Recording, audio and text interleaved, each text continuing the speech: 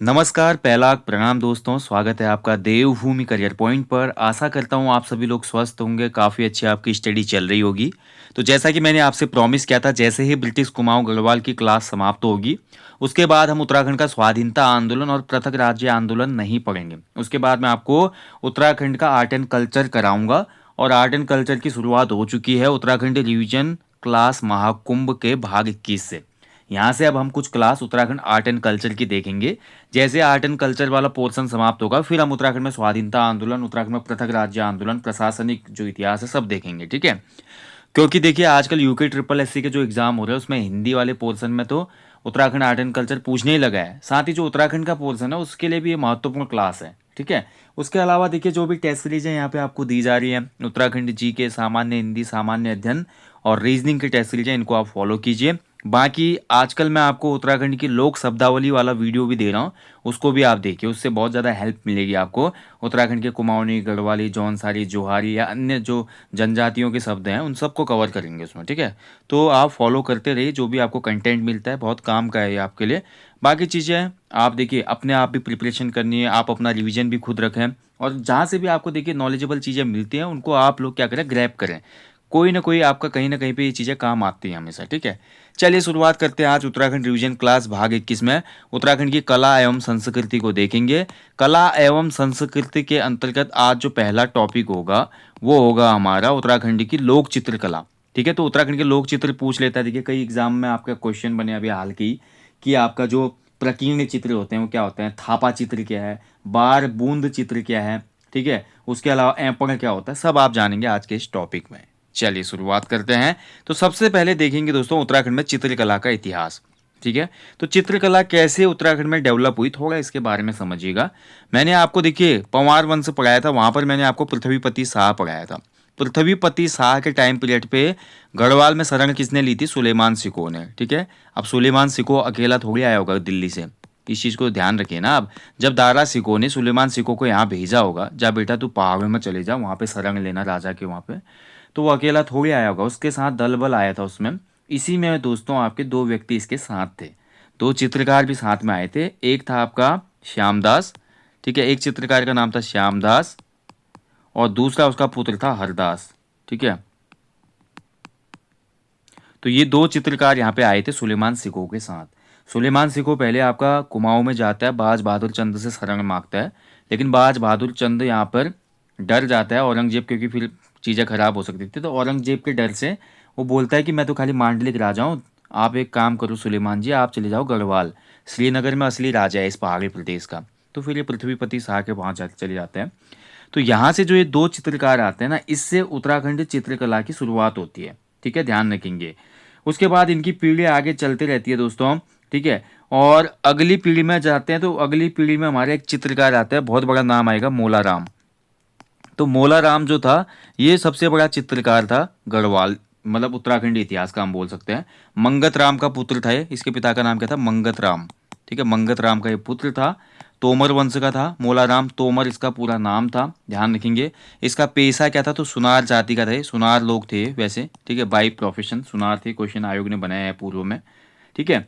और ध्यान रखेंगे दोस्तों, गढ़वाल चित्रकला शैली को जन्म दिया है इसने, मोलाराम ने। और इसमें नायिकाओं के चित्र बनाए गए, रुक्मणी मंगल चित्र बनाए गए, रामायण महाभारत आदि पे चित्र इसने बनाया था उसमें, ठीक है, ध्यान रखेंगे। और जब गढ़वाल नरेशों के दरबार में चित्रकार चित्र बनाते थे, इनके लिए जो प्रयुक्त शब्द था वो था तस्वीरदार कहा जाता था इनको, ठीक है। क्या कहा जाता था, इनको तस्वीरदार की उपाधि दी गई थी, ठीक है, तस्वीर बनाते थे। और बाकी मोलाराम जो था अपनी पेंटिंग में हर जगह अपना नाम जरूर लिखता था नीचे, मोलाराम, ठीक है। जैसे पेंटिंग पूरी होगी तो अपना नाम जरूर लिखेगा। अब मोलाराम का जो चित्र था, जैसे प्रद्युमन शाह और उसकी रानी का चित्र बनाया था मोलाराम ने, दंपत्ति चित्र कहा जाता है इसको, ठीक है। दंपत्ति नामक चित्र किसने बनाया था, तो मोलाराम ने बनाया था। इसमें कौन कौन है, तो इसमें प्रद्युमन शाह और उनकी रानी का चित्र है, ठीक है, ध्यान रखेंगे। और इसके अलावा देखिए बाघ और घुरड़ नामक चित्र बनाया था मोलाराम ने, बाघ एवं घुरड़, ठीक है। तो बहुत से राजाओं के शासनकाल में मोलाराम ने अपनी सेवा दी थी, लास्ट सुदर्शन शाह के दरबार में भी दी थी। और उसके बाद 1833 में मोलाराम का निधन हो गया था, ठीक है। तो 1833 यानी कि इसका जन्म था 1743 में, 43 से 33 तक इसने अपनी पूरी सेवाएं दी, यानी कि आप देख सकते हो लगभग 90 साल तक बचा मोलाराम, ठीक है। तो ये हो गया भैया पूरा आपका लेखा जोखा, मौलाराम ने कैसे गढ़वाल चित्रकला शैली को आगे बढ़ाया था। और मौलाराम के बाद भी कुछ चित्रकार आए, जैसे कि मैं बात करूं, सुदर्शन शाह के टाइम पीरियड पे भी दो चित्रकार बहुत फेमस थे, चैतू और माणकू। चैतू व माणकू नामक चित्रकार, ये भी पूछा है किसके दरबार में थे, तो ये सुदर्शन शाह के दरबार में थे। ठीक है, ध्यान रखिए। चैतू ने देखिए रुक्मणी हरण चित्रमाला जो है बनाया था, वो अभी कहीं पे आपको देखने को मिलेगा, म्यूजियम में रखा गया है किसी। इसके अलावा माणकों ने जो गीत गोविंद जयदेव की रचना है ना, गीत गोविंद, इसका भी चित्रण किया था। ऐसे माणकों ने आंख मिचौली नामक चित्र भी बनाया था। ठीक है, कभी कभी पूछ लेता है ये, तभी मैं फैक्ट आपको याद करवा रहा हूँ यहाँ पे। आंख मिचौली नामक चित्र माणकों ने बनाया था। ठीक है, ध्यान रखेंगे। तो मौलाराम के शिष्य थे दोनों, और ये आपको सुदर्शन शाह के दरबार में रहते थे। ये मौलाराम के शिष्य थे एक हिसाब से, मतलब चेले थे। मौलाराम गुरु था इनका। ठीक है, अब देखिए मौलाराम के जो चित्र थे इनको दुनिया के सामने लाने का काम किया था बैरिस्टर मुकुंदी लाल ने। किसने किया था? बैरिस्टर मुकुंदी लाल ने। ठीक है, बैरिस्टर मुकुंदी लाल दुनिया के सामने हमारा मौलाराम के चित्रों को लाए, जिससे पूरी दुनिया में पता चला कि मौलाराम कितने अच्छे चित्रकार थे। ठीक है, ध्यान रखेंगे। सबसे पहले 1969 में इनकी जो किताब आती है, अभी ये नीचे देखेंगे तो उसमें आपका दुनिया के सामने ये चित्र आए। और मुकुंदी लाल ने इसमें लिखा है कि नारी अंकन में भाई गढ़वाल चित्रकला से बेहतर कोई नहीं थी, यानी कि मौलाराम बोल सकते हैं। तो गढ़वाल में जो हमारी चित्रकला शैली विकसित हुई, खासकर मौलाराम के टाइम पीरियड से, उसमें नारी अंकन बहुत बेहतर तरीके से किया गया था। यानी कि जो नारी का चित्र होता था ना, बहुत बढ़िया बनाया जाता था, जैसे कि फोटो ही खींचे, इतना अच्छे तरीके से उसको दिखाया जाता था उसमें। ठीक है, तो ये चीज़ें हैं भैया। बाकी मौलाराम की चित्रशाला भी थी श्रीनगर में। 1803 का जो भूकंप आया उसमें बोला जाता है कि श्रीनगर में जो इसकी चित्रशाला थी, आर्ट गैलरी थी, वो आपकी क्या हो गई, ध्वस्त हो गई इस भूकंप में। इस भूकंप में तो बहुत सी चीज़ें ध्वस्त हो गई थी, तो ये चीज़ें थी। ठीक है, और मौलाराम को सबसे ज़्यादा सपोर्ट करने वाला जो पंवार शासक था वो था जयकृत शाह। कभी क्वेश्चन बन सकता है किसने सबसे ज़्यादा प्रोत्साहित किया था मौलाराम को, तो जयकृत शाह थे। जयकृत शाह ने, बोला जाता है कि 60 गांव दिए थे मौलाराम को जागीर में। कितने? 60 गांव, यहाँ नहीं होते 60 गांव। ठीक है, और 5 रुपये प्रतिदिन वेतन था मौलाराम का। 5 रुपये वेतन उस समय, लगाइए, आज से आप लगा सकते हैं कब की बात हो रही है, जयकृत शाह की बात हो रही है, यानी कि आज से 400 साल पहले की बात हो रही लगभग। ठीक है, तो उस समय देखिए मौलाराम का जो वेतन था 5 रुपये था। तो इन्फ्लेशन के हिसाब से काउंट करेंगे तो पर डे का ही मौलाराम उसमें लाखों में कमा रहे थे। समझ रहे हो ना? तो ये चीज़ें हैं। इसके बाद देखिए दोस्तों, गढ़वाली चित्रकला से संबंधित कुछ पुस्तकें भी इंपॉर्टेंट जो एग्जाम में बन जाती हैं, तो आप देख लीजिए इनको। पहली पुस्तक है सम नोट्स ऑन मौलाराम, इसको लिखा है बैरिस्टर मुकुंदी लाल ने, बैरिस्टर मुकुंदी लाल जी ने। ठीक है, मुकुंदी लाल। बैरिस्टर शब्द तो आप लोग जानते हैं ना, बैरिस्टर जो था, जैसे हम यहाँ से एलएलबी करते हैं ना, एलएलबी करते हैं तो मैं क्या बन जाता हूँ, लॉयर बन जाता हूँ। ठीक है, मैं बन जाता हूँ आपका लॉयर। अगर मान लीजिए मैं एलएलबी कर रहा हूँ इंडिया से, तो मैं बन जाता हूँ क्या, लॉयर, यानी कि कानून की डिग्री हो गई मेरे पास। ठीक है, अरे भाई क्या हो गया ये, मैं हो जाता हूँ लॉयर। ऐसे जब इंग्लैंड, फिर उसके बाद जब देखिए लॉयर जब अपना रजिस्ट्रेशन कराते हैं बार काउंसिल में, तो फिर प्रैक्टिस करने के लिए वो एलिजिबल हो जाते हैं। तो जैसे उनका रजिस्ट्रेशन होता है तो फिर वो एडवोकेट कहलाते हैं। एडवोकेट यानी कि वकील। देखिए लॉयर अलग होता है, वकील अलग होता है, इस चीज़ का ध्यान रखें। केवल लॉ की स्टडी करने वाला वकील नहीं कहलाता। ठीक है, तो जो हमारी एलएलबी या एडवोकेट वाली डिग्री थी, इसको इंग्लैंड से करके जब लोग आते थे तो इंग्लैंड में इसको बैरिस्टर कहा जाता है। एडवोकेट को एक्चुअली मतलब इन जनरली वहाँ पे बैरिस्टर कहा जाता है। ठीक है, इंग्लैंड में, इस चीज़ का ध्यान रखें। तो जैसे अब महात्मा गांधी भी बैरिस्टर थे, बहुत से लोगों ने बैरिस्टर की डिग्री की हुई थी। तो बैरिस्टर मुकुंदी लाल जी ने सम नोट्स ऑन मौलाराम पुस्तक लिखी थी। गढ़वाल स्कूल ऑफ पेंटिंग, तो गढ़वाल स्कूल ऑफ पेंटिंग भी जो है हमारी, किसने लिखी, बैरिस्टर मुकुंदी लाल जी की किताब है। इसके अलावा गढ़वाल पेंटिंग्स, जिसमें मैंने अभी आपको बात की, गढ़वाल पेंटिंग्स में ही सबसे पहले मौलाराम के चित्रों को दुनिया के सामने रखा था मुकुंदी लाल जी ने। ठीक है, तो ये गढ़वाल पेंटिंग्स नामक पुस्तक भी आपका, ये तीनों ही पुस्तक, ऊपर की जो तीनों पुस्तक हैं, ये किसने लिखी, तो ये तीनों पुस्तक लिखी है बैरिस्टर मुकुंदी लाल जी ने। इसके बाद देखिए पहाड़ी चित्रकला एक सर्वेक्षण, तो ये पुस्तक आपकी लिखी है डॉक्टर यशवंत सिंह कठोच ने। ठीक है, डॉक्टर यशवंत कठोच। ओके, उसके बाद the school of Rajput painting, the school of Rajput painting जो लिखी गई है, ये लिखी है अजीत घोष ने। किसने लिखी है? अजीत घोष ने। ठीक है, ध्यान रखेंगे। देखिए दोस्तों, गढ़वाल पेंटिंग्स जो है ना, हिंदी वाली तो बैरिस्टर मुकुंदी लाल जी ने लिखी है। ऐसे गढ़वाल पेंटिंग्स का एक अंग्रेजी वर्जन भी है, अंग्रेजी किताब भी लिखी गई है इसी टाइटल से, सेम टाइटल से। और अंग्रेजी जो किताब लिखी है वो है आपके विलियम आर्चर के द्वारा। ठीक है, विलियम आर्चर ने इसको लिखा है, ये भी इंपॉर्टेंट है, याद रखिएगा। ओके, नेक्स्ट जो किताब है उसको भी देख लो, ठीक है। उसके बाद की जो बुक्स हैं, राजपूत पेंटिंग्स। तो राजपूत पेंटिंग्स जो लिखी है भाई, ये किसने लिखी है? तो राजपूत पेंटिंग्स लिखी है आपने डॉक्टर कुमार स्वामी ने, ठीक है, डॉक्टर कुमार स्वामी, ठीक है। इनमें सभी जगह पहाड़ी चित्रकला का उल्लेख है इनमें। अगली पुस्तक है हिमालय आर्ट, जिसको लिखा है जेसी फ्रेंच ने, ठीक है, जेसी फ्रेंच है इसके राइटर हिमालय आर्ट के। तो ये है भैया पहाड़ी चित्रकला से संबंधित कुछ पुस्तकें और उनके राइटर, ठीक है। क्लियर हो गया ना? तो मुकुंदी लाल जी की 3 किताबें हैं, उसके अलावा कठौत जी की किताब है, किशोरी लाल वैद्य जी की किताब है पहाड़ी चित्रकला, ठीक है। पहाड़ी चित्रकला इसमें आई नहीं क्या? नहीं आई है, चलिए इसको आप लिख लीजिए। एक और किताब रह गई इसमें दोस्तों इंपॉर्टेंट, पहाड़ी चित्रकला। तो पहाड़ी जो चित्रकला है, पहाड़ी चित्रकला नामक जो पुस्तक है, ये लिखी है किसने? किशोरी लाल वैद्य जी ने, ठीक है। किसने लिखी है? किशोरी लाल वैद्य। ओके, तो ये तो हमारा एक इतिहास, ब्रीफ इंट्रोडक्शन देखा हमने उत्तराखंड में लोक चित्रकला का जो इतिहास रहा, पेंटिंग्स वगैरह इसमें रही। अब हम आ जाते हैं कि उत्तराखंड के जो पर्वतीय अंचल हैं वहां पर त्योहारों के हिसाब से या अन्य जो भी हमारे लोक उत्सव होते हैं या धार्मिक कार्य होते हैं या अन्य किसी भी कार्य में जो लोक चित्र बनाए जाते हैं, हमारे बोल सकते हैं कि जो हमारा सामान्य जीवन है उसमें किन प्रकार के लोक चित्रों का हम निर्माण करते हैं, उनके बारे में आप डिटेल में जानेंगे, जो कि काफ़ी महत्वपूर्ण है, ठीक है। तो चलिए भैया देखेंगे उत्तराखंड के लोक चित्र। तो उत्तराखंड के लोक चित्र नाम जब भी आएगा भैया आपका, तो सबसे पहले दिमाग में आता है उत्तराखंड का पहला लोक चित्र ऐपण, ठीक है, ऐपण। अब देखिए ऐपण, कई बार देखिए ऐपण क्या होता है। तो ऐपण आपके जो होते हैं दोस्तों, ऐपण में सबसे पहले तो मैं आपको बता देता हूँ। देखिए ऐपण जो होते हैं ये आपका बनाए जाते हैं चावल के घोल से, ठीक है। चावल होता है, चावल को भिगाया जाता है, भिगाने के बाद चावल को पीसा जाता है और इस चावल के घोल को कहा जाता है बिस्वार। क्या कहा जाता है? बिस्वार, ठीक है, बिस्वार, या आपको बिसार शब्द सुनाई देगा। तो ये शब्द है, आपको याद रखना है। ये बिसार जो होता है चावल का घोल होता है और इसी बिसार से ऐपण चित्र बनाए जाते हैं। ऐपण चित्रों में सूर्य हो गया, चंद्रमा हो गया, ठीक है, सूर्य चंद्रमा, इसके अलावा स्वास्तिक का ये वाला चिन्ह हो गया ये, ठीक है। स्वास्तिक के अलावा जो हमारा ओम का चिन्ह होता है ये, ठीक है। उसके अलावा जो हमारी लाइनिंग होती है, ऐसे लाइनिंग भी डाली जाती है। उसके अलावा बहुत सी डिजाइनिंग दी जाती है, जैसे हम मेहंदी लगाते हैं हाथ में, ऐसा ही मान लीजिए। तो इस प्रकार के चित्र आपके बनाए जाते हैं और खासकर ऐपण जो बनाए जाते हैं ना, तो ऐपण के लिए हमेशा आपका दोस्तों सबसे पहले जहाँ पर ऐपण बनाने होते हैं उसको पहले लाल मिट्टी से उसकी क्या की जाती है, उस क्षेत्र की लाल मिट्टी से पुताई की जाती है। जिसको देखिए लाल मिट्टी जो आता है ना मार्केट में, गेरू कहते हैं जिसको, गेरू, या पर्वतीय अंचलों में बहुत जगह पे लाल मिट्टी का भंडार होता है। तो ग्रामीण वहां से लाल मिट्टी लाते हैं, लाल मिट्टी से पहले उस प्लेस को पूरा लाल किया जाता है जहां पर ऐपण के चित्र बनने हैं, क्योंकि बैकग्राउंड होगा तभी तो उसके ऊपर व्हाइट कलर दिखेगा ना।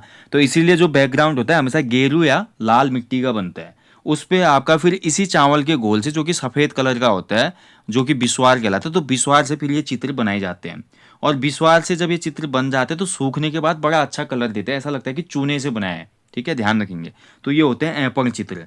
ऐपण चित्र दोस्तों कुमाऊं में जैसे फूलदेई का पर्व होता है, फूलदेई के पर्व में जो देहरी होती है, देहरी पे बनाए जाते हैं, ठीक है। यानी कि जहाँ से हम घर में प्रवेश करते हैं वहाँ पे ये आपका लीप के, मतलब जो गेरू या मिट्टी है उससे लीप के उसमें ऐपण चित्र बनाए जाते हैं। इसके अलावा जो मंदिर की वेदी होती है, मंदिर की वेदी होती है ना जहाँ पे देवता हमने रखे होते हैं, मिट्टी की वेदी बनी होती है बहुत जगह पे, ऐसे ऊंचा सा स्थान, तो इस वेदी में भी ऐपण चित्र डाले गए होते हैं। उसके अलावा दोस्तों जो भी हमारे मांगलिक काम होते हैं, जैसे मान लीजिए घर में नामकरण है या मान लीजिए शादी होनी है किसी की, तो उस समय भी देखिए बहुत जगह पे क्या होता है आपका ऐपण चित्र डाले जाते हैं, क्योंकि शुभ अवसर आ रहा है घर में और ऐपण डालना बहुत शुभ माना जाता है, ठीक है। तो ये हमारा उत्तराखंड का सबसे पॉपुलर लोक चित्र है ऐपण, ये आपको ध्यान रखना है। इस ऐपण चित्रकला को अगर मैं बात करूं दोस्तों महाराष्ट्र की, तो महाराष्ट्र में इस ऐपण को कहा जाता है रंगोली, ठीक है। महाराष्ट्र में इसी को रंगोली कहते हैं, जो रंगोली बनाते हो, ठीक है। और वहीं मैं बात करूं दोस्तों ओडिशा में इसको कहा जाता है, ओडिशा में कहा जाता है इसको अल्पना, अल्पना आलेखन, ठीक है, आलेखन मतलब चित्र। उसके अलावा दोस्तों आपका उत्तर प्रदेश में इसको अरियाना कहा जाता है, दक्षिण भारत में इसको कोल्लम कहते हैं, ठीक है, साउथ इंडिया में। दक्षिण भारत की मैं बात करूँ तो मैक्सिमम प्लेसेस पे इसको कहा जाता है कोल्लम, ठीक है, कोल्लम चित्र कहा जाता है इसको, ठीक है। और ध्यान रखेंगे ऐपण, अब देखिए उत्तराखंड में एक ऐपण गर्ल है, काफ़ी फेमस है, लोहाघाट की है या चंपावत की है, ऐपण गर्ल। इनका नाम है मीनाक्षी खाती। ठीक है, मीनाक्षी खाती को उत्तराखंड में ऐपण गर्ल कहा जाता है। मतलब इनका हाथ बढ़िया सेट है और बहुत अच्छे अच्छे ऐपण के चित्र ये बनाती हैं, इसीलिए इनको ऐपण गर्ल कहा जाता है। ठीक है, मीनाक्षी खाती। ठीक है, समझ आया होगा ऐपण चित्र। चलिए अगला जो लोक चित्र है उसको देख लेते हैं।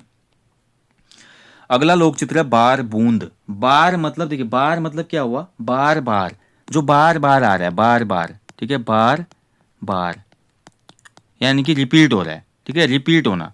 तो बार बूंद चित्र दोस्तों एक ही प्रकार के नमूने से पूरी दीवार को चित्रित करना, पूरी दीवार को चित्रित करना ही कहलाता है आपका बार बूंद चित्र।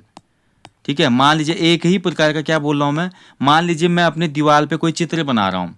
पर्वतीय अंचलों में जो दीवारें होती हैं, जो पुराने घर होते थे दोस्तों, पुराने घरों में ऐसे पटाल होते थे, ऊपर होते थे ना पाथर, जिनको कहा जाता है पटाल। ठीक है, तो पटाल होते थे और अंदर की जो दीवारें वगैरह होती थी इन घरों में, ये दीवारें सब किसकी बनी होती थी, दीवारें, दीवारों के बाहर पे कोई प्लास्टर नहीं होता था, दीवारों के बाहर पे मिट्टी की लेयर होती थी। ठीक है, मिट्टी की लेयर या कमेट, जो मैं आपको सोप स्टोन बता रहा था, कमेट, सफ़ेद होती थी दीवारें। सफ़ेद दीवारें हैं, कमेट की हैं, तो लाल रंग से वहाँ पर बार बूंद बनाया जाएगा। लाल मिट्टी की दीवारें हैं तो वहाँ पर फिर आपका वही जो हमने ऊपर घोल बनाया उससे या किसी अन्य चीज़ से बार बूंद चित्र बनाए जाएंगे। यानी कि एक ही नमूना, कोई डिजाइन पकड़ ले, जैसे फूल का डिजाइन देखिए, ऐसे बनाया होगा दीवार पे, एक फूल, फिर दूसरा फूल, ठीक है, फिर तीसरा फूल। तो एक ही प्रकार की जो डिजाइनिंग है उसको कंटिन्यू करना किसी दीवार पे, ये कहलाता है बार बूंद चित्र। ठीक है, ध्यान रखेंगे। बार बूंद का अर्थ होता है रेखाओं और बिंदुओं से, खासकर जो मैं बोल रहा हूँ इस चित्र में यही बनते हैं। ऐसे देखिए, रेखाएं रेखाएं और बिंदु खींचे जाते हैं इसमें, ऐसे ऐसे गोल गोल बना दिया ये। ठीक है, तो ये बार बूंद चित्र की विशेषता है। ठीक है, ध्यान रखेंगे। इसमें देखिए निश्चित बिंदुओं को मिलाकर आपका दीवार पर विभिन्न चित्र बनाए जाते हैं। ठीक है, अब निश्चित बिंदुओं को मिलाकर, जैसे मान लीजिए एक बिंदु ये है, एक बिंदु ये है, एक बिंदु ये है, एक बिंदु ये है, दीवार है मान लीजिए, तो यहाँ पर ऐसी एक आकृति बना दी जाएगी। ये देखिए इस प्रकार से ये बना दी, ये यहाँ से यहाँ मिला दिया, ये यहाँ से यहाँ मिला दिया, ऐसे कर दिया, ये आगे चले गया, ये डिजाइनिंग आ गई।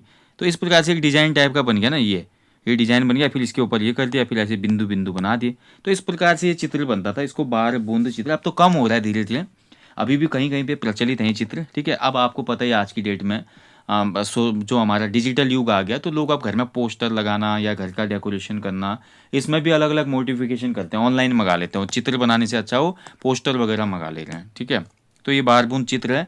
अगला देखिए लक्ष्मी पौ। पौ मतलब होता है पैर। ठीक है, पौ, पौ जो शब्द आया है ना यहाँ पे, पौ का मतलब भी आपको ध्यान रखना है दोस्तों, पद चिन्ह, जो भी पद चिन्ह होते हैं, ठीक है, इसको कहा जाता है पौ, पद चिन्हों को। अब देखिए जब भी दिवाली का टाइम आता है ना, दिवाली के टाइम पीरियड पे क्या करते हैं हम, देखिए अपने घर के वहाँ पे बनाते हैं ना ऐसे प्रकार से ये। ठीक है, लक्ष्मी का ऐसा पैर बनाते हैं ना, ऐसे पैर बनाते हैं, जो कि हमारे कहाँ को जाता है, ऐसे ऐसे जाते जाते पैर जाते हैं कहाँ के, मंदिर की तरफ। घर के मेन प्रवेश द्वार से लेकर मंदिर तक हम ऐसे लक्ष्मी के पैर चिपकाते हैं। ठीक है, आजकल तो रेडीमेड आते हैं, लेकिन जहाँ पर ये बनाए जाते थे हाथों से, हाथों से, ठीक है, दीपावली के अवसर पे हाथों से लक्ष्मी के जो पैर बनाए जाते थे, उसी को कहा जाता है लक्ष्मी पौ। ठीक है, ध्यान रखेंगे पौ। तो ये आपको याद रखना है। ये भी आपका जैसे घर में पहले, आजकल तो स्टिकर आता है, पहले ये चित्र जहाँ भी बनते हैं या आजकल बनते हैं या बनते थे, तो इसमें आपका वही चावल का घोल जो है बिसार का ही प्रयोग किया जाता था। लाल मिट्टी के घर में ये बनाए जाते थे या कमेट से बनाए जाते थे, सफ़ेद कमेट। ठीक है, ध्यान रखेंगे। कमेट को आपको याद रखना है। कमेट वास्तव में क्या होता है, कमेट होता है आपका सोप स्टोन कहा जाता है, जिसको इंग्लिश में सोप स्टोन। ठीक है, टेल्कम पाउडर वगैरह भी बनता है इससे, प्रसाधन वाली चीज़ें भी बनते हैं, ये कमेट ही होते हैं। चलिए अगला देखिए प्रकीर्ण चित्र। तो प्रकीर्ण चित्र क्या होते हैं भाई, प्रकीर्ण जैसे कि नाम से ही पता चला है, प्रकीर्ण चित्र। ठीक है, तो ऐसे चित्र दोस्तों जिन पर विभिन्न रंगों का प्रयोग किया जाता है। अभी तक केवल चावल के विसार से बन रहे हैं या लाल रंग से बन रहे हैं, लेकिन प्रकीर्ण चित्रों में विभिन्न प्रकार के रंग प्रयोग होंगे। ठीक है, अब पुराने टाइम पे देखिए क्या होता था, पुराने टाइम पे आपके जब भी प्रकीर्ण चित्र बनाए जाते थे उत्तराखंड में, जैसे लाल रंग चाहिए तो लाल के लिए क्या यूज किया जाता था, जो रोली होता है, टीका लगाते हैं जिससे। ठीक है, ऐसे पीला चाहिए रंग तो पीले रंग के लिए क्या करते थे, हल्दी का प्रयोग करते थे। ठीक है, सफ़ेद के लिए क्या हो गया आपके पास, वही चावल का बिस्वार हो गया, घोल के जो बना रहे हैं। ठीक है, अगर वो नहीं है तो फिर चावल का सूखा हुआ आटा। ठीक है, चावल का जो सूखा आटा है वो भी सफ़ेद कलर के रूप में काम करता था। ठीक है, इसके अलावा देखिए अन्य कलर भी ऐसे ही प्रकार से यहाँ पे बनाए जाते थे। ठीक है, तो इन जो बोल सकते हैं कि मल्टी कलर का उपयोग करके जो चित्र बनाए जाते हैं, मल्टी कलर, विभिन्न रंगों के प्रयोग से जो चित्र हमारे दरवाज़ों पे, जो भी दरवाजे होते थे, दरवाज़ों पे, दरवाजों के अलावा जो भी हमारे चौराहे होते थे, 4 राहें होती थी, 4 रास्ते होंगे जहाँ पे से, ठीक है, चौराहों पे। उसके अलावा दोस्तों हमारा दरवाजों की तरह आपने देखा होगा बाकली जो होती थी, बाकली जो हमारी लंबी होती थी, उसमें आपने देखा हो ना दोस्तों, जो खिड़कियां होती थी, खिड़कियां भी बहुत अच्छी लकड़ी की नक्काशी से होती थी। तो उनमें भी साइडों में कहीं कहीं पे आपको ये प्रकीर्णित चित्र देखने को मिल जाएंगे पुराने घरों में। तो ये प्रकीर्णित चित्र आपके दरवाजों पे, उसके अलावा जो हमारी ये खिड़कियां होती थी बड़ी वाली पुराने घरों में और चौराहों पे, तो इन जगहों पे ये चित्र बनाए जाते थे, प्रकीर्णित चित्र, ठीक है, ध्यान रखेंगे। चलिए आगे बढ़ेंगे। नेक्स्ट टाइप है भाई हमारा ज्योति मातृका। ज्योति मातृका चित्र क्या है भैया, आप देखिए ज्योति मातृका, ठीक है। ज्योति मातृका मतलब दोस्तों आपका होता है ज्योति मातृका, यानी कि इसमें आपकी देवियों का, देवियां होती हैं इसमें, ठीक है। और मोस्टली इसमें 3 देवियों का चित्र होता है, 3 देवियों का चित्र, 3 देवियों का चित्र। जब भी हमारा कोई मांगलिक अवसर होगा, मांगलिक का मतलब कोई भी मंगल कार्य हो रहा है घर में, गृह प्रवेश हो रहा है, गृह पूजा हो रही है, इसके अलावा कोई पाठ हो रहा है, ठीक है, कोई शांति पाठ हो रहा है, नारायण जी की, हमारे सत्यनारायण जी की कथा हो रही है, या उसके अलावा मान लीजिए कोई अन्य ऐसा धार्मिक अनुष्ठान हो रहा है घर में, तो उस समय मांगलिक कार्यों के दौरान 3 देवियों का चित्र बनाया जाता है। इसको पट्टा चित्र भी कहा जाता है, क्योंकि ये पट्टे पे, लकड़ी का एक पट्टा होता है ना, उस पे ये चित्र बनाए जाते हैं आपके, ठीक है। तो इसलिए इसको पट्टा चित्र भी कहा जाता है। क्वेश्चन कभी बन सकता है इनमें से किस चित्रकला को या चित्र को पट्टा चित्र भी कहा जाता है, तो पट्टा चित्र ज्योति मातृका को कहा जाता है, ठीक है। चलिए आगे बढ़ेंगे। अगला जो चित्र का प्रकार है पोथी चित्र, पोथी, ठीक है। पोथी ने पातड़ नाम नारायण पंडित, एक लोकोक्ति आई थी ना बीच में, देखिए पोथी ना पातड़, ठीक है, नाम नारायण पंडित, ठीक है। ये आपका एक लोकोक्ति आयोग ने पूछा था, बहुत पहले कोई एग्जाम हुआ था। पोथी ना पातड़ नाम नारायण पंडित, यानी कि ऊंची दुकान फीके पकवान, ठीक है। ना पोथी है ना पातड़ी है, ना कोई पोटली है, ना आपके पास पत्रिका है जो जन्म पत्रिका टाइप की होती है, जो पातड़ी होती है जिससे पंडित पूरा आपका बताते हैं साल भर का क्या ग्रह नक्षत्र रहेंगे, कैसा भविष्य रहने वाला है। और नाम है नारायण पंडित, ठीक है। ना पोथी है ना पातड़ है, नाम नारायण पंडित है। यानी कि मतलब इसका जो अर्थ निकलता है दोस्तों, ठीक है, खाली मतलब बाहर से दिखावा करना, अंदर से कुछ नहीं, मतलब खाली बिल्कुल शून्य। तो पोथी का मतलब यही हो गया यहाँ पे, पोथी मैं इसलिए बोल रहा हूँ। पोथी चित्र को देव शैली चित्र भी कहा जाता है। क्या कहा जाता है? देव शैली चित्र। पोथी चित्र को देव शैली चित्र भी कहा जाता है, ठीक है। अब ये चित्र जो होते हैं दोस्तों, इस चित्र में क्या होता है, पोथी चित्रों में आपका जैसे किसी की जन्म कुंडली बनती है, आपने देखा होगा ना, किसी भी लड़के की या लड़की की जन्म कुंडली बनती है, तो उस जन्म कुंडली में बहुत सी चीज़ें लिखी जाती हैं, क्या चीज़ें रहेंगी उसके जीवन में, क्या होगा। और इसमें आपके देखिए जन्मपत्री हो गई, जन्मपत्री के अलावा कुंडली हो गई, ठीक है, जो भी कुंडली बनती है लड़कियों की जैसे कुंडली बनती है, उसके अलावा जो पूरे वर्ष भर का वर्ष फल बनता है, वर्ष फल के अलावा जो नया हमारा संवत्सर आता है, पंचांग जिसको कहते हैं, ठीक है, पंचांग आता है। तो पंचांग आदि में आप देखते हैं ना, नंबरों के साथ साथ वहाँ पर नंबर तो लिखे ही होते हैं, ग्रह बुध कहाँ है, शुक्र क्या है, नंबर वगैरह का होते हैं। नंबर के साथ साथ उसमें जो चित्र ऐड होते हैं, जो भी चित्र उसमें बनाए गए होते हैं, वही आपका कहलाता है पोथी चित्र, ठीक है। पोथी, पोथी से आपको रिलेट कर लेना, पोथी में आपका कुल मिला के जन्मपत्री, कुंडली, पंचांग आदि पर पुरोहितों द्वारा विवरण के साथ साथ जो चित्र अंकित किए जाते हैं वही पोथी चित्र कहलाते हैं, देवी शैली चित्र कहलाते हैं। ओके, चलिए, पोथी पातड़ नाम नारायण पंडित। चलिए अगला जो चित्र है वह है थापा चित्र। थापा चित्र क्या होता है भैया, देखिए आपका थापा चित्र भी आपका त्योहार या मांगलिक अवसरों पे बनाए जाने वाले चित्र हैं, ठीक है। किसी त्योहार पर या कोई मांगलिक अवसर जब आता है, मांगलिक अवसर का मतलब खुशी का अवसर, ठीक है, मांगलिक अवसर केवल शादी विवाह ही नहीं, उसके अलावा भी जो भी खुशी के अवसर होते हैं, या जो भी हमारा अच्छे खासे हम घर में पूजा करा रहे हैं, कथा करा रहे हैं, पाठ करा रहे हैं, शांति पाठ करा रहे हैं, ये सभी हमारे किसके अंदर आ जाते हैं, मांगलिक कार्यों के अंतर्गत। तो यहाँ पर थापा चित्र भी जो होते हैं त्योहार और मांगलिक अवसरों पर बनाए जाते हैं, पिसे चावल और अन्य रंगों से ही बनाए जाते हैं, ठीक है, पिसे हुए चावल से, ये भी पिसे चावल से ही बनाया जाता है, प्लस अदर जो कलर होते हैं, अन्य रंग जो होते हैं, इनसे बनाया जाता है, ठीक है। अब मैक्सिमम जो एपल चित्रकला है ना हमारी, उसी का फॉलोअप रहता है मैक्सिमम चित्रों में, मैक्सिमम जो हमारी लोक चित्र है उसमें यही चीज़ें रहती हैं। शैली क्या होती है, देखिए शैली जो होता है हमारा भैया आपका, जब भी देखिए आपका सत्यनारायण की कथा हो जाती है, सत्यनारायण की कथा या कोई अन्य धार्मिक अनुष्ठान होता है, तो उसमें लास्ट में देखिए आटे के दिए बनाए होते हैं, ऐसे आटे के दिए जो गोल गोल में बना रहा हूँ थाली के ऊपर, और इन आटे के दियों में जौ लगाया होता है किनारों से, और बीच में दिया जला दिया जाता है इनमें आटों के दियों में, ठीक है। और इस आटे के दिए बनाई गई थाली को जलाने के बाद जो भी लोग वहाँ पे आए रहते हैं उनके बीच में घुमाया जाता है, तो जिससे लोग मतलब आरती लेते हैं। जैसे हम आरती के ऊपर से ऐसे हाथ फिरा के अपने चेहरे पे नहीं ले जाते, आरती को अपने अंदर ग्रहण करते हैं ना, तो ऐसे सेली जो बनाई जाती है, आटे की जो बनाई जाती है सेली, ये जो हमारी चित्रकला है थाली के ऊपर, इसको ऐसे कनेक्ट भी किया जाता है यहाँ से यहाँ आटे के द्वारा ही, ऐसे ऐसे आटे से जैसा मैं बना रहा हूँ आप देख लीजिए। तो ऐसे आटे से इन दियों को आपस में कनेक्ट किया जाता है, गुथे हुए आटे से। जैसा हम रोटी बनाने के लिए आटा यूज करते हैं ना, उसी आटे का बनाया जाता है, दिए भी उसी आटे के होते हैं, और इसमें आपस में कनेक्टिविटी वगैरह भी इसी से की जाती है। इस थाली को ही कहा जाता है सेली, ठीक है। तो सेली आप समझ गए होंगे, ये सेली चित्र होता है। चलिए अगला जो चित्र है भैया, नात या टुपुक। नात या टुपुक क्या होता है, देखिए अब टुपुक, ठीक है। अब डुबुक की याद आ रही होगी किसी को टुपुक सुन के। डुबुक जो होते हैं हमारे यहाँ पे भटके बनते हैं, ठीक है। चलिए तो नात या टुपुक होता है भैया आपका, देखिए पर्वतीय अंचलों में रसोई घर जो होता है, रसोई घर, रसोई घर, तो रसोई घर की जो दीवारें होती हैं, यानी कि जो खाना बनाने वाला हमारा कमरा होता है, उसकी दीवारों पर गेरू, और गेरू जो मैं बता रहा हूँ लाल मिट्टी, और उसके अलावा बिस्वार जो मैं आपको बता दूंगा चावल का घोल, ठीक है। गेरू और बिस्वार से, जैसे मान लीजिए कि मैंने बना दी विष्णु और लक्ष्मी की, ठीक है, विष्णु लक्ष्मी का चित्र।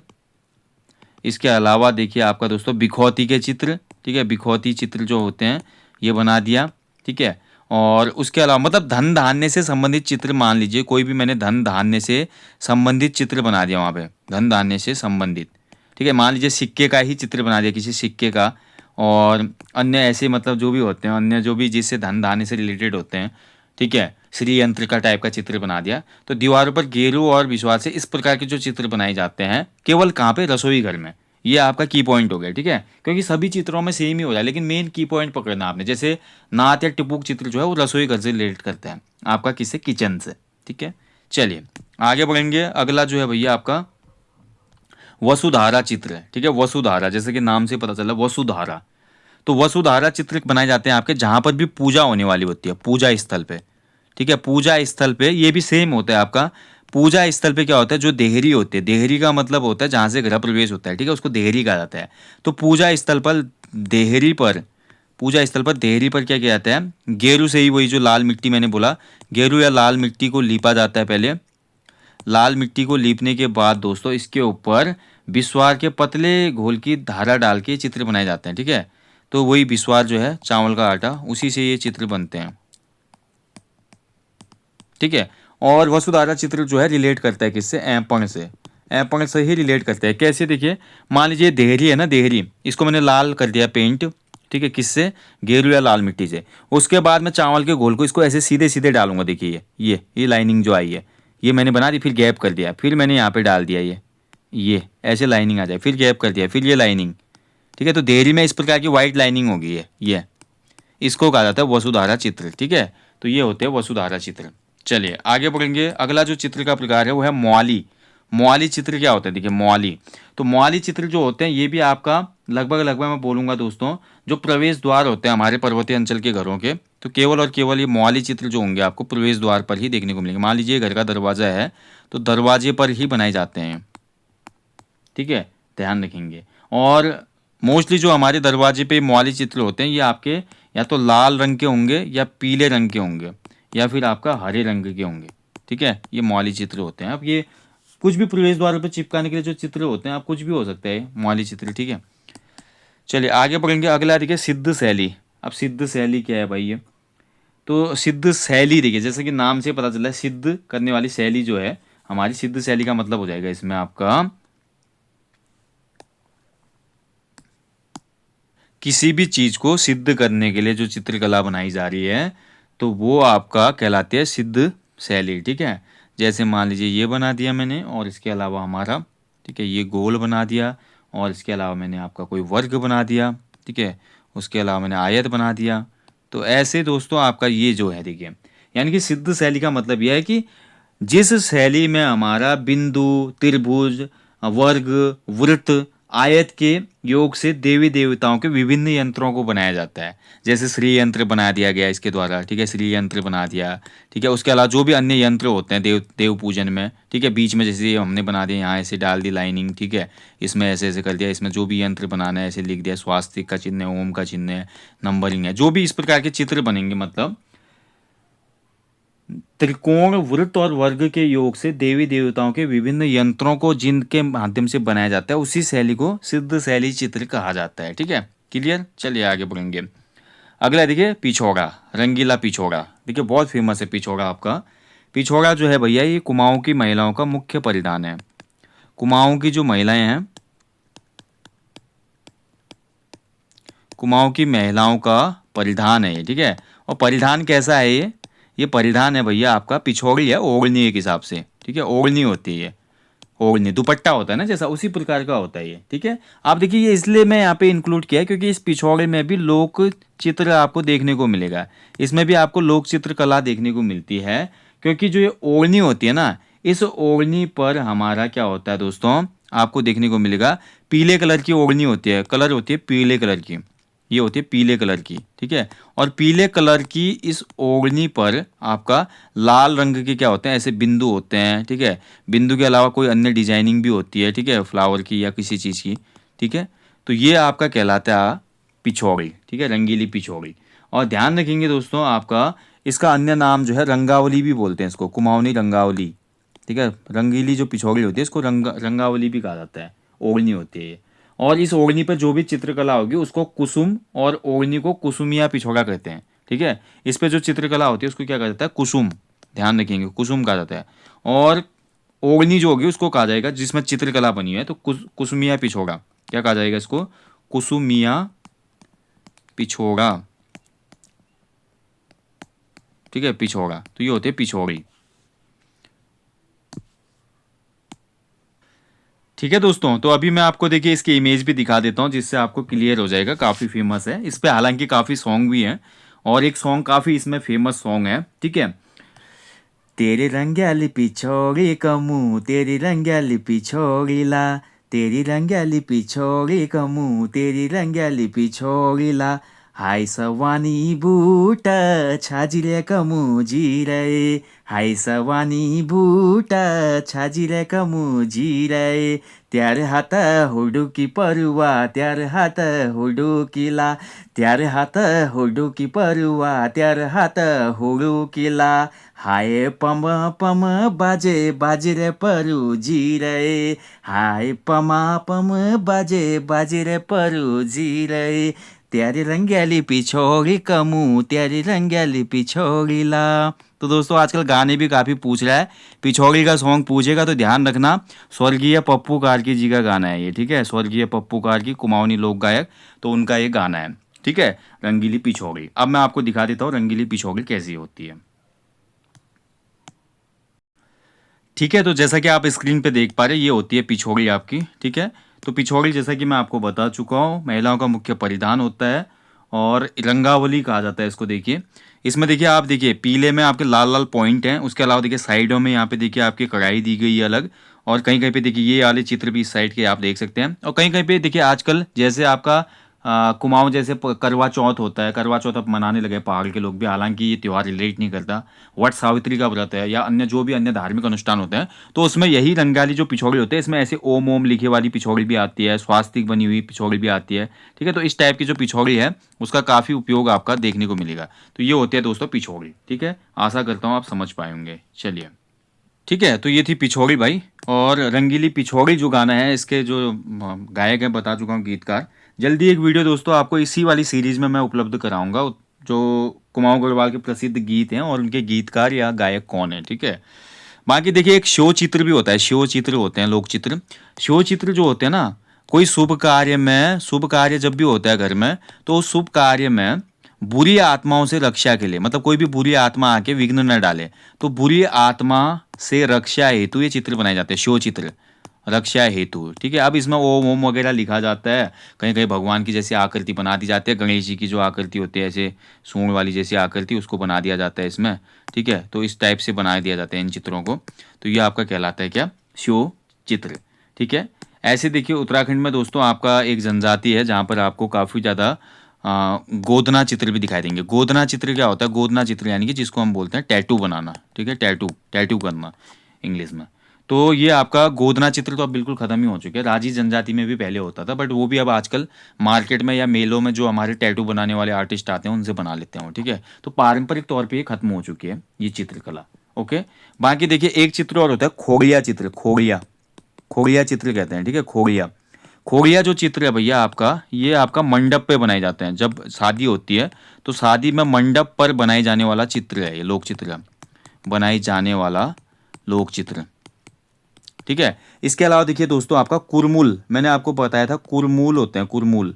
कुरमुल लोक चित्र जो है आपका ये बनाया जाता है वर वधु के चेहरे पर, कुमाऊं क्षेत्र में वर वधु के चेहरे पर, ठीक है? चेहरे पर इसमें रोली का प्रयोग होता है, लाल कलर का और वाइट कलर का। तो उससे वर वधु के चेहरे पे पॉइंट पॉइंट ऐसे बनाए जाते हैं, आंखों के भौं से ऊपर लेकर चीक्स तक, गालों तक, ठीक है? तो दोनों के चेहरे पे बनाए जाते हैं, इनको कुरमुल चित्र कहा जाता है। तो कुरमुल चित्र क्या है तो आपको पता होना चाहिए। वर वधु के चेहरे पर रोली और सफेद रंग से, रोली और सफेद रंग से बनाई जाने वाला, रंग से बनाए जाने वाला, ठीक है? बनाए जाने वाला चित्र, ठीक है? कोई चित्र नहीं होता वैसे, खाली डॉट्स होते हैं, ध्यान रखेंगे, व्हाइट और रेड डॉट्स होते हैं, ठीक है? ध्यान रखेंगे। तो ये कुरमुल चित्र होता है। तो भैया ये थे भाई आज उत्तराखंड के लोक चित्र। आशा करता हूँ सब आप अच्छे से समझ पाए होंगे और ये सीरीज आपको कैसी लगी आज वाली लोक कला वाली, ठीक है? बाकी अब आगे देखेंगे उत्तराखंड की, जैसे कि लोकगीत, उसके अलावा लोक नृत्य, उत्तराखंड की शिल्पकला, काष्ठ कला, जो भी अन्य महत्वपूर्ण लोक संस्कृति के अंतर्गत चीज़ें आती हैं उनका अध्ययन करेंगे आगे ऐसे ही, ठीक है? तो आप लोग बने रहिए आपके अपने चैनल देवभूमि करियर पॉइंट के साथ। बाकी जाने से पहले हमेशा की तरह बोलूँगा कि अपने जीवन में एक पेड़ लगाएं और लोगों को भी इसके लिए अवेयर करें। बाकी भैया जिनका एग्जाम है अभी आगामी UK triple SC group C का, तो आप लोग 100+ फुल लेंथ प्रैक्टिस सेट जो चल रहे हैं बाइलिंगुअल महाकुंभ, इसमें एनरोल कीजिए। जिन लोगों का पुलिस का एग्जाम है, फॉरेस्ट गार्ड के लिए प्रिपेयर कर रहे हैं, तो वो लोग कॉम्बो कोर्स के साथ जा सकते हैं। कॉम्बो कोर्स में आपको सभी क्लासेस मिलते हैं। उत्तराखंड जी के सामान्य हिंदी, कंप्यूटर की क्लास कंप्लीट हो चुकी है, आजकल सामान्य अध्ययन चल रहा है, फिर रीजनिंग की क्लासेस भी आएंगी। तो एक कंप्लीट पैकेज आपको मिल जाता है, एक नॉमिनल फीस में आपको अवेलेबल कराया गया है, ठीक है? जितना आपका एक सब्जेक्ट की भी फीस होती है उससे ज़्यादा ऑफलाइन में, उस प्राइस में आपको कंप्लीट कोर्स मिलेगा, तो आप लोग इनरोल कर सकते हैं। चलिए भैया मेरी कोशिश थी, और आपको ये कैसा लगा आज का सेशन कमेंट बॉक्स में कमेंट ज़रूर कीजिएगा। Thank you for watching. जय हिंद, जय देवभूमि।